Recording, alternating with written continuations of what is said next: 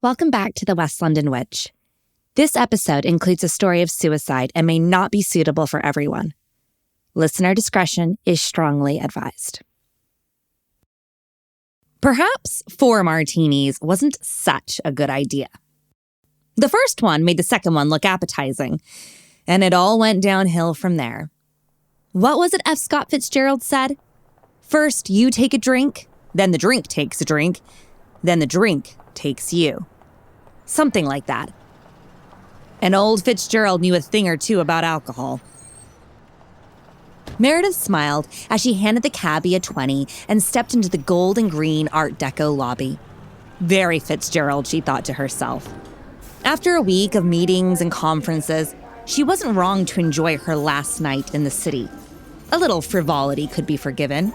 And there's nothing room service, water, and ibuprofen couldn't help. Meredith's black leather slingbacks clacked on the geometric tiles as she made her way, as gracefully as possible, to the elevator at the end of the hotel lobby.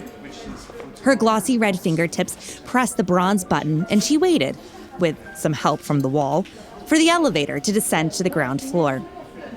Soon enough, 2 bronze doors slid open.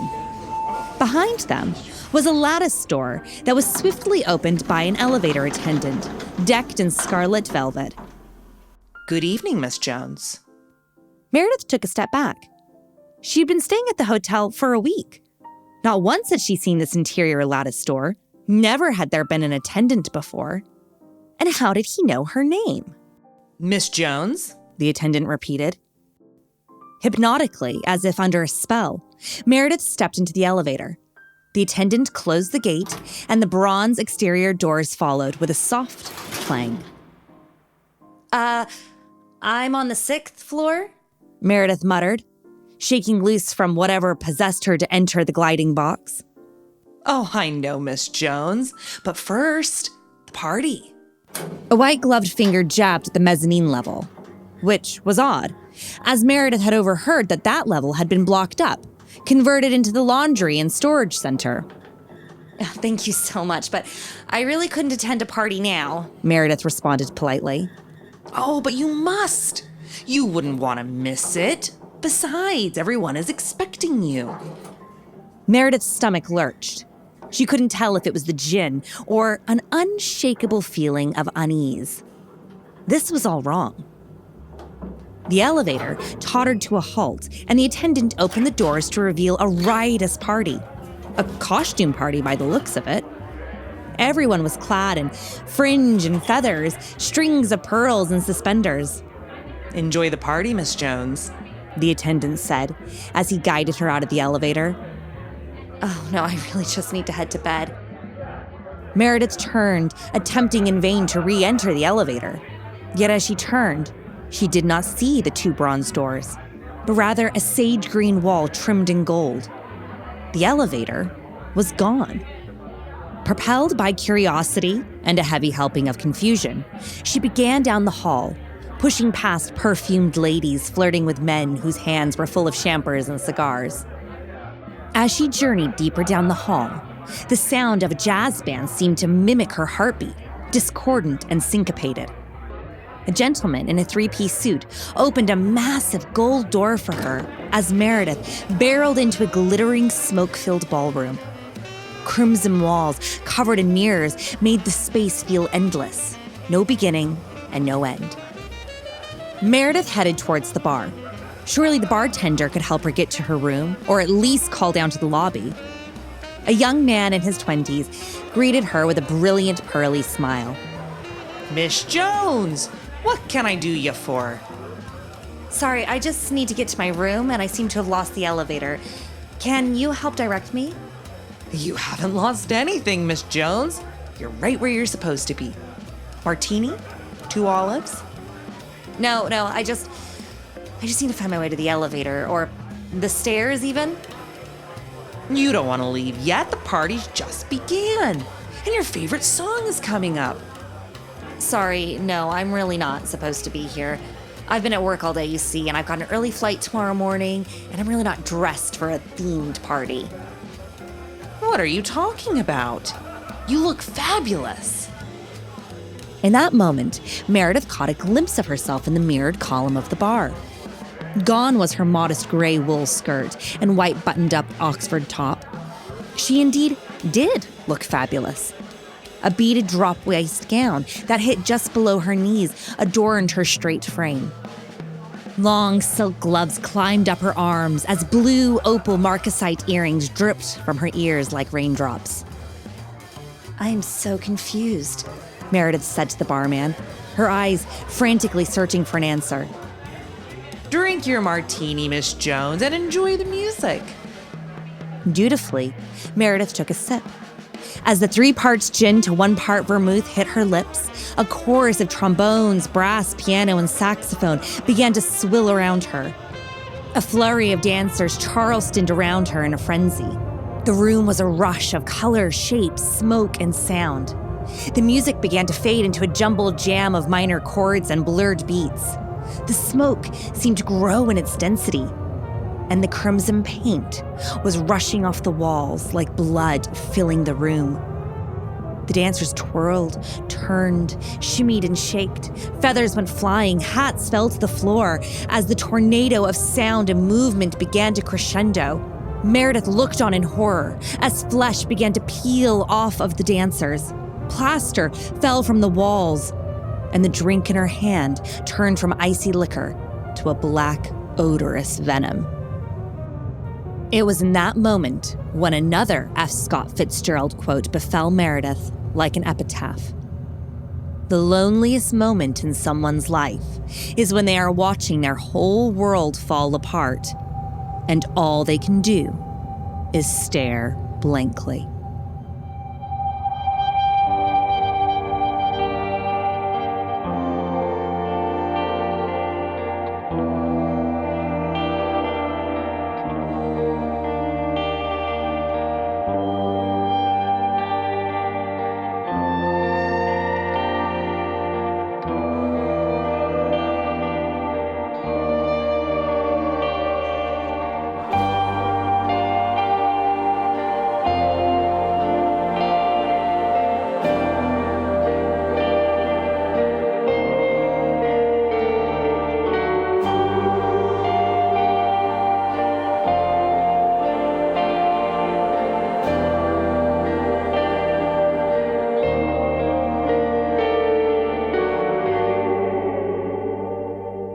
Hey friends, it's Becca. For the past 3 years, the West London Witch team have been dedicated to bringing you the best supernatural stories at the highest studio quality. And by team, I mean me and my buddy Danny. We do this work totally for free because we love it. We're proud of our content and appreciate the wonderful interactions we get to have with storytellers and listeners just like yourself. If you're enjoying the West London Witch, maybe consider joining our Patreon. It's a way to further engage with us and show your support for two creatives.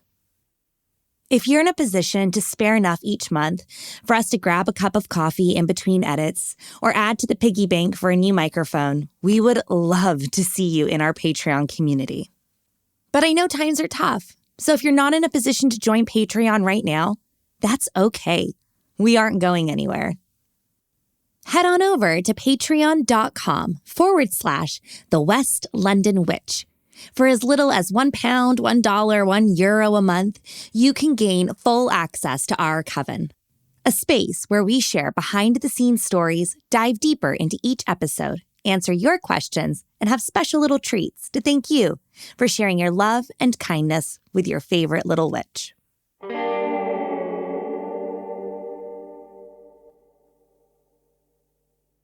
Hello, and welcome to episode 58 of The West London Witch, a podcast where we share stories about those moments where we find ourselves very much not alone.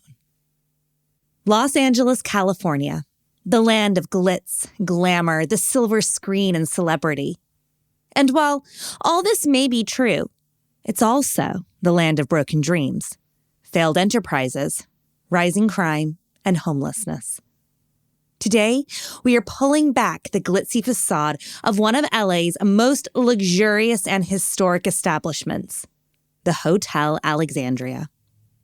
You may not know the Hotel Alexandria by its name, but if you've watched shows like American Horror Story's Hotel or seen movies like Seven with Brad Pitt and Morgan Freeman, then you have certainly seen or felt its influence. This once crowning jewel of Tinseltown has had a quick rise to fame and notoriety, and an even quicker fall from grace. Much like the true spirit of Hollywood, underneath this prestigious allure is a series of grisly deaths, harrowing stories, and ghostly scars left on the building that are still felt today. The Hotel Alexandria is named one of the most haunted hotels in Los Angeles. But the details online are thin and murky. However, we are so lucky to have Craig Owens, author of Haunted by History, separating the facts and legends of 8 historic hotels and inns in Southern California, to help guide us through these gruesome tales. His research into the hotel has been extensive, exhaustive, and driven by the motivation to isolate the truth from the Hollywood gossip. I'm Rebecca Strazina, and this is The West London Witch. Episode 58, The Hotel Alexandria.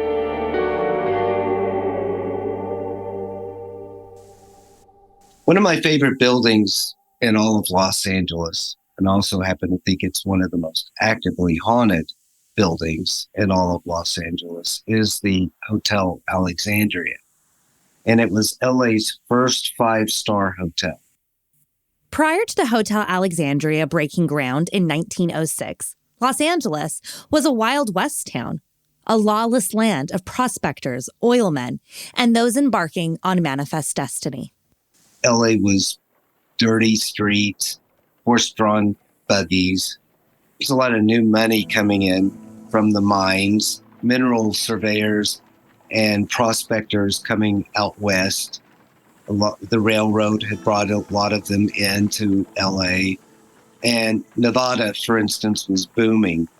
Between the influx of new money, perpetual California sunshine, and the growing area, there was a desperate need for a higher-end resort-like hotel. Something grander than the rugged Wild West had to offer. Something that harkened back to the more established and industrialized East Coast. So starting around the turn of the 20th century, there were different structures going up. And in 1905, 2 men living in South Pasadena decided that they were going to build the first 5-star hotel.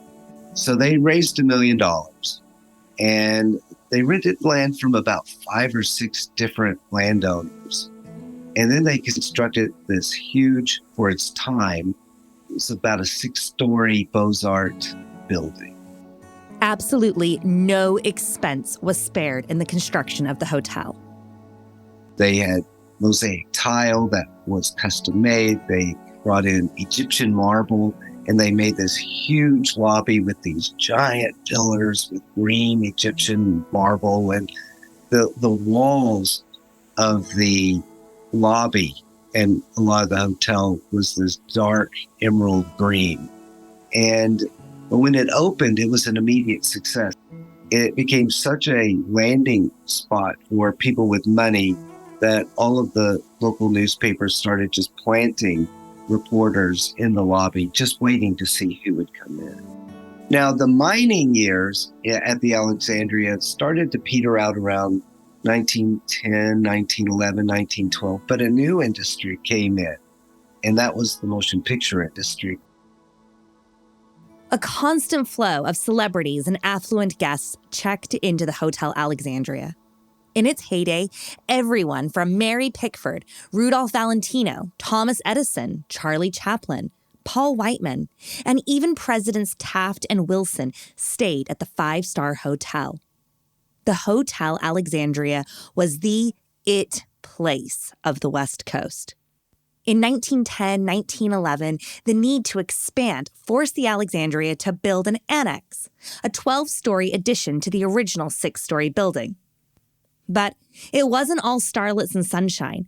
The growth of the Alexandria was paid for in the blood of humble construction workers. Right before they were starting construction, there were union tensions with the steel workers.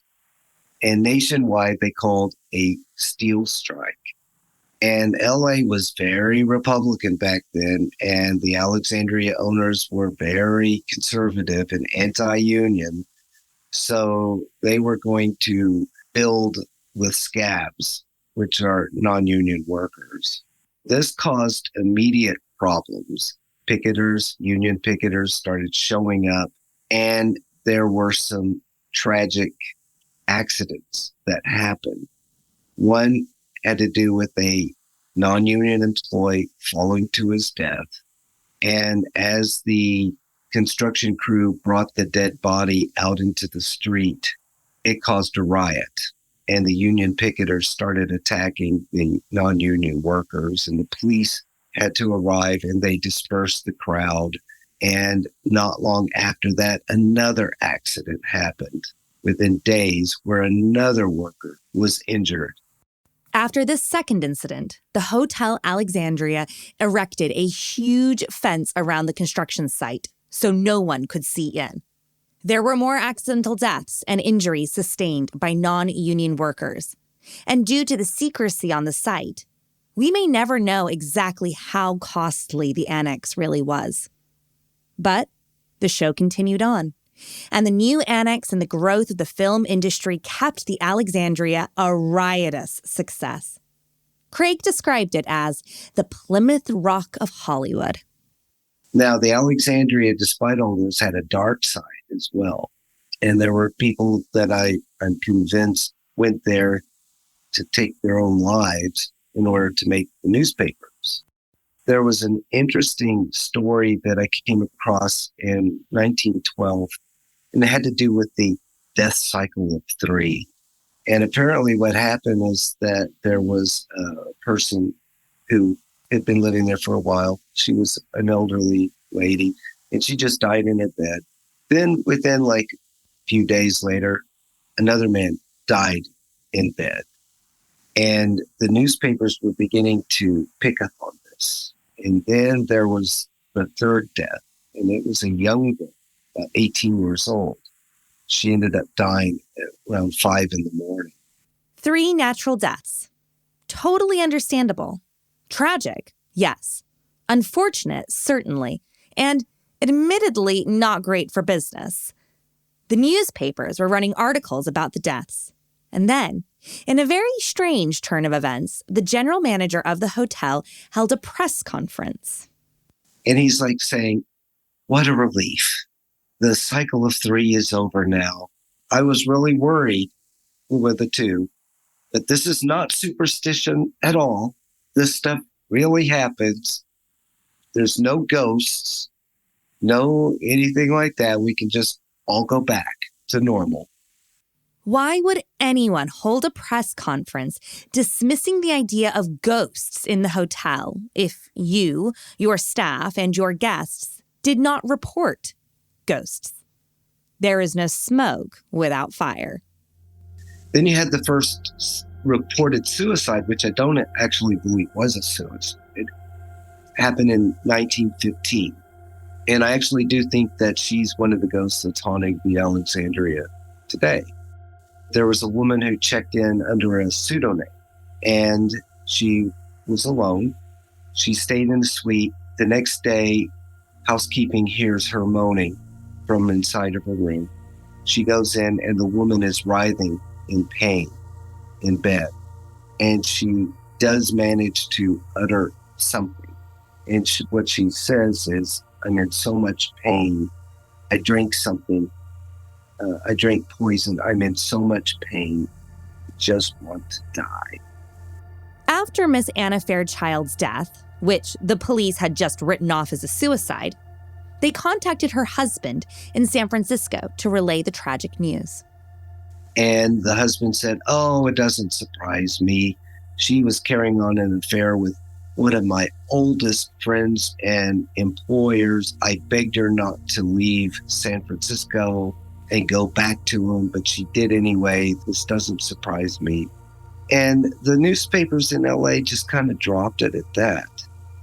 But what the newspapers didn't report was this was a whole lot stranger than a woman leaving her husband to return to her supposed lover in LA. The husband and wife were in the throes of a contentious lawsuit with the man Mrs. Fairchild was having an affair with. They were suing him for ruining their marriage, and the case had absolutely fallen apart in court. The very first witness accused Mr. and Mrs. Fairchild of essentially being habitual scammers. The Fairchild marriage was falling apart. Another major failing in this case was the lack of suspicion cast upon Mr. Fairchild, who had motive, means, and opportunity to want his wife and fellow conspirator dead. The reality is, it is highly unlikely that Anna Fairchild would have electively attempted suicide in such a painful and long drawn-out fashion. There is definitely an argument to be made that her husband, who she was now in a contentious relationship with, and was also a druggist, may have slipped her something or poisoned a medication or sleeping tonic that she had packed in her bag as she left from San Francisco to escape him. Their marriage was over. She was fleeing San Francisco, and it's possible that she knew too much, and Mr. Fairchild wanted to neutralize her threat. And just because she's saying, I drank poison, I'm in so much pain, I want to die, that is not necessarily a confession of suicide. Anybody that is in that much pain, regardless of whether it was intentional or not, they're going to say, I want to die, if they're being burned alive from within, from this slow-acting poison. So I think they rushed to judgment in thinking that that was an actual suicide confession. Although Anna's body was obviously removed from the hotel, it doesn't mean that her spirit doesn't still remain. Starting in the 50s, there were tales of a woman in black they describe her as Victorian, but the Alexandria actually came about after the Victorian era.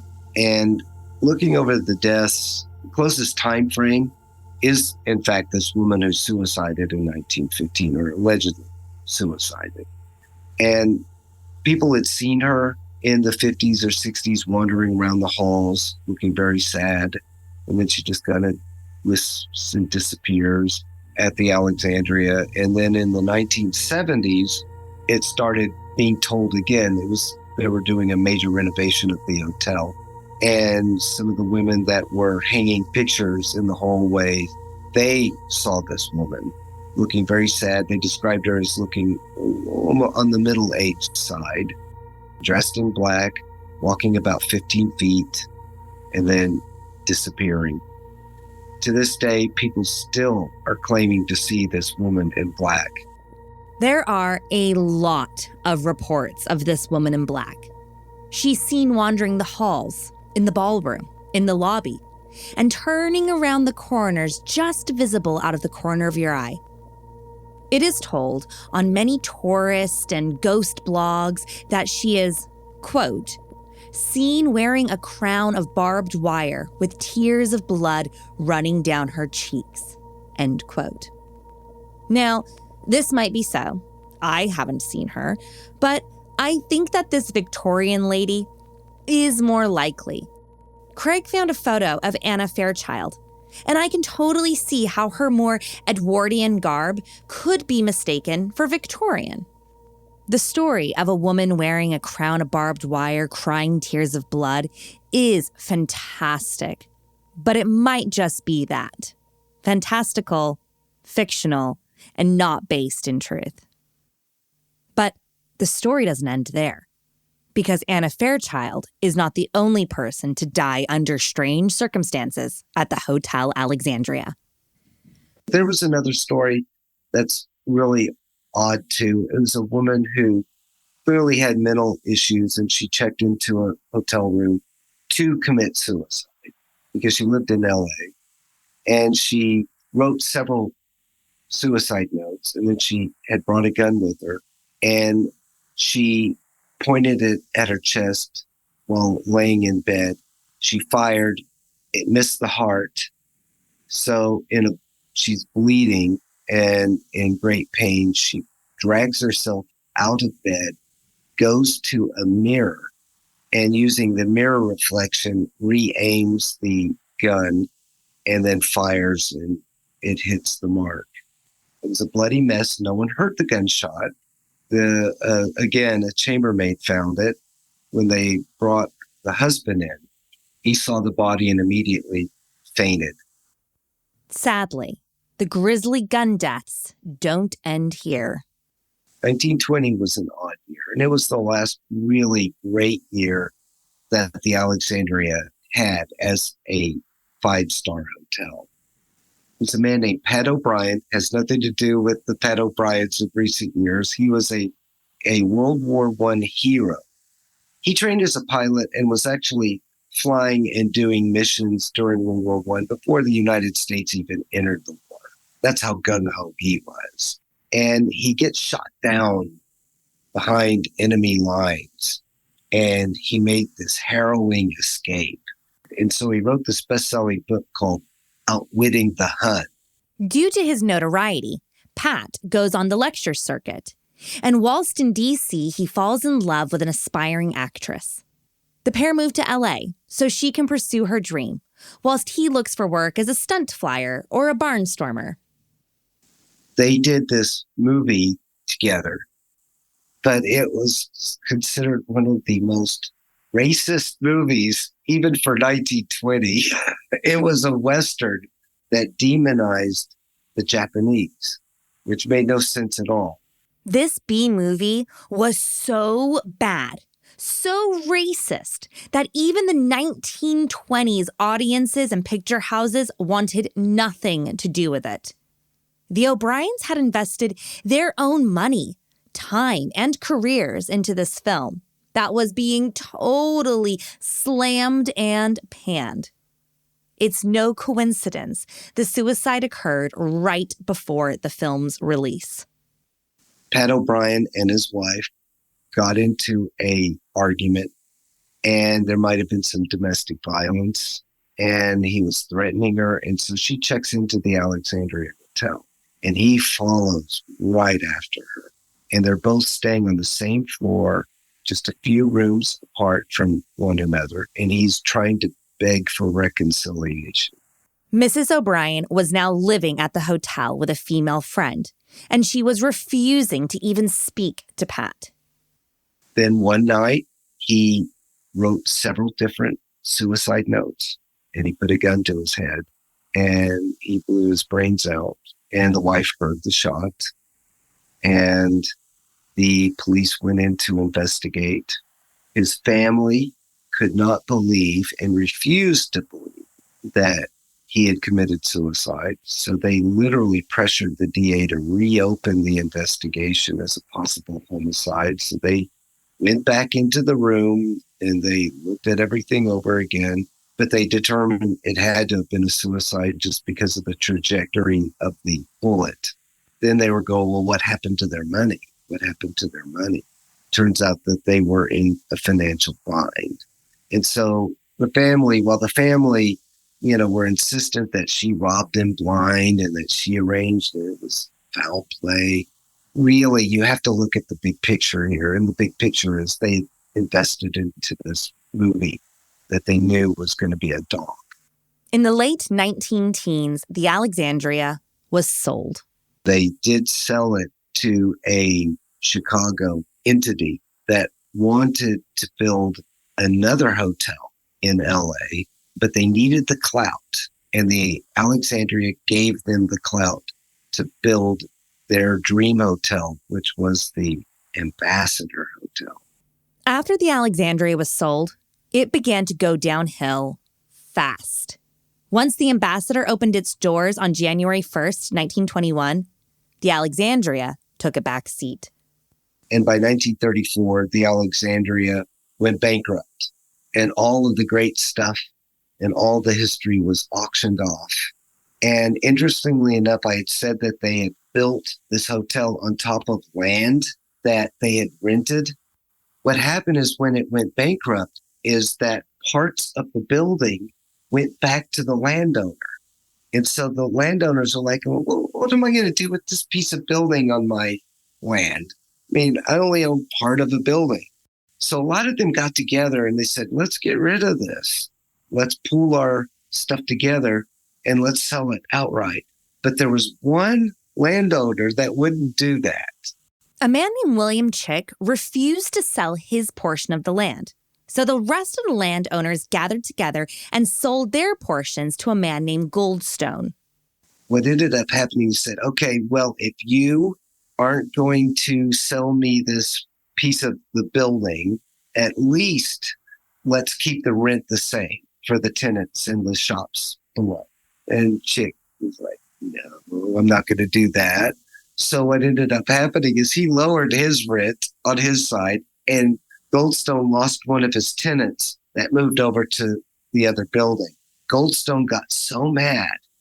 And once he discovered that William Chick's half of the building had no stairs and had no elevator, he sent notification to all the people living on that side of the building that they had to move out in like 48 hours because he's walling it up, building a wall. So people did have to flee in a hurry to get out of there. And he lived up to his threat. He built a huge wall. And it is still sealed today, and it's called the Ghost Wing. Now, if you've seen American Horror Story Hotel, that is the Alexandria Hotel. So what happened to the Alexandria? Well, it began a very quick decline. In 1936, 1937, it reopened as a mid-range hotel. But all the glitz and glamour had truly faded away. In 1954, a big makeover took place. The once Beaux-Arts lobby was bastardized into a mid-century modern mess. The beautiful pillars were removed, and the mezzanine level filled in. However, in the late 1960s, a renaissance occurred. The hotel was bought and done up in a Victorian revival style. Yet, by the 1980s, drugs abounded and Skid Row wrapped its tentacles of depravity around the hotel and the surrounding neighborhood. So naturally, by the 1990s, it had been transformed into low-income housing. Today, it's a mixed bag: a movie set, business block, wedding venue, and low-income housing. It's a work in progress. But for the spirits, it's a timeless space. There was this wonderful ballroom on the second floor. It's where the motion picture stars would have their private functions. There's actually a photo of Harry Houdini and his wife celebrating their anniversary in that room.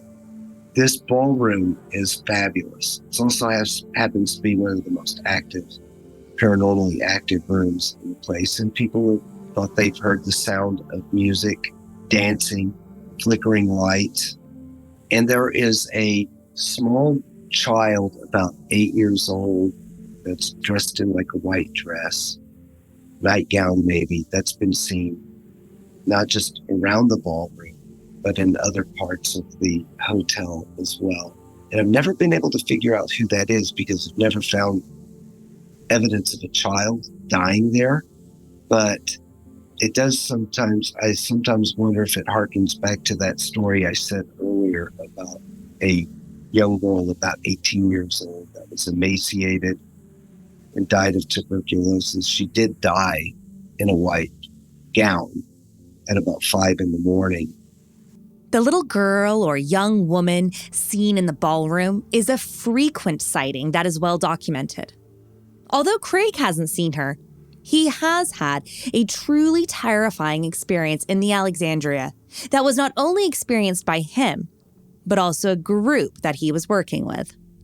When I started with my book, Haunted by History, what I did and what I do is I'll rent haunted rooms and then I'll dress it up in another time period.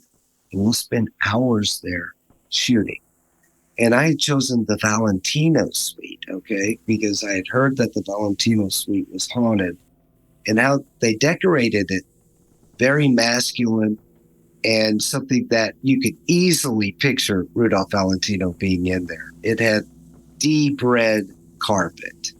The rooms were stark red wallpaper, Victorian wallpaper with red and gold. And then the next room would be gold with a little bit of red. This is almost like inverted, you know? And then they had these dark black curtains that separated the two rooms. And then they had a picture of Valentino mounted to the wall. Well, flash forward to me doing my photo shoot there. It hadn't been changed or modified much since 1970. So, I mean, it was insanely bad.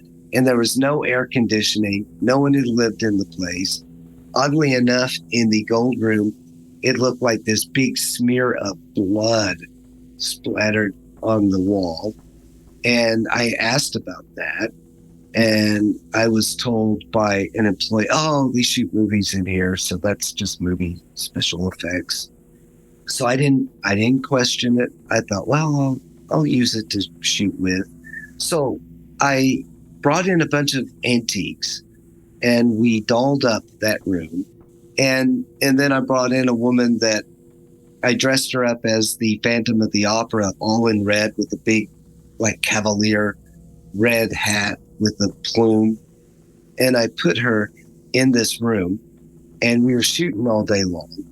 And everything was fine until it got dark. And then once it got dark, it started getting really gloomy. There was like this thickness and tension in the room. The shoot was all going to plan, and Craig was capturing some hauntingly beautiful recreations in the Valentino suite. That was until their leasing agent came on set. And he was being a little bit of a nuisance. He was hitting on the hair and makeup. And I was like, what do I do with him? So I gave him like a disco strobe light. And while we were in the red room, I put him just down this narrow hallway into the gold room. And he was all by himself back there. And I just said, just shine this disco light down the hallway and onto the mall. So we're shooting, and I'm making adjustments, changing the lights around. At one point, the leasing agent goes, Craig, can you hurry up and get your shot? It's getting very cold back here, and I'm feeling kind of scared. Craig dismissed the agent's complaints and continued to focus on creating the perfect shot. And then 5 minutes of him saying that, a door inside that gold room slams shut so violently that all the 1911 glass rattled in both rooms. We all jumped. The leasing agent screams bloody murder, and I'll never forget seeing that spotlight that he was holding bouncing all over the room. He was shaking so hard while holding it. And I had to tell everybody, calm down. So we get the shot. I said to the leasing agent, I said, you don't have to be back there anymore. There's no way I'm going to get him to stay back there now after that happened. So he's up front with us. And so we went back and looked at that door, and that was a door to a windowless bathroom. That was, well, let's just put it this way. Earlier that day, I had tried to shut that door. It was wedged open, and I couldn't get it to budge. The floor tiles were warped from years, decades and decades of heat. It hadn't been taken care of since 1970. So I wasn't going to break the door. I did not want to break the door by trying to force this door shut. So I just said, okay, we'll just leave that door and I'll shoot around it. And so once I realized that, I was like, okay, there's no way there's a draft that could have unstuck that door. So what we did is we pulled the door back and got it stuck again. And then I tried to see how much effort it would take to unstick that door. And it was about 90% of my arm strength before I could get it to slam the way that it did. Just this past year, the Valentino suite finally got a proper makeover. The designer was so impressed with Craig's photo shoot, she used his work as the inspiration for the remodel. The interior designer had obviously spent a lot of time in the space, and she told Craig of some grisly discoveries her remodel had uncovered. Namely, that massive spray of blood covering the wall in the gold room. The designer said that when she tried to remove the supposed movie blood, it didn't react like corn syrup and food dye, but rather like real blood. She said that in maybe the 80s or 90s, there was a murder that took place there. It was during a party, and that it was a woman of color, and that they just never bothered to clean up the wall. And she believes that that's what, it's that energy of this particular possible murder victim. And it's possible, I mean, after a certain period of time, LA stops reporting a lot of deaths like that. Every now and then something will make the news. But in the 80s or 90s, if this were to happen, the Alexandria was on Skid Row. A lot of stuff in Skid Row doesn't get reported. The Hotel Alexandria has had a wide and sordid past. She has seen the pinnacle of glamour and allure, and the pits of destitution and depravity. And that's what makes this great lady such a fascination and an oddity. In a lot of ways, she's an allegory for Los Angeles itself. She truly has seen it all, the good, the bad, and the gory. Craig and I talked for over 3 hours. If you have any interest at all in ghosts, history, or the film industry, you must come hear an unabridged version of our interview on our Patreon. Also, don't forget to check out Craig's book, Haunted by History, separating the facts and legends of 8 historic hotels and inns in Southern California. Head on over to the West London Witch Instagram to see some of Craig's beautiful photos. His work truly is staggering.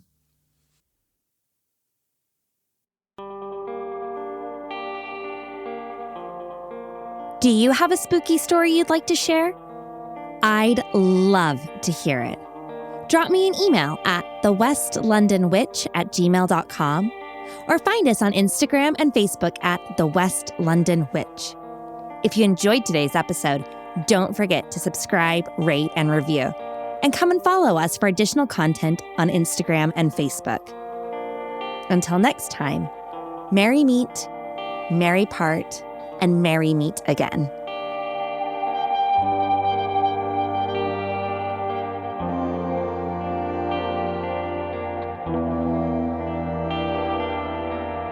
The West London Witch is created by me, Rebecca Strazina. Our sound designer and production magician is the incredible Danny Cross. Our theme music was bespokely written and performed by the wickedly talented Kyle Hall. Our cover art is the beautiful collaboration between Lizzie Wilson and Jake Bowser.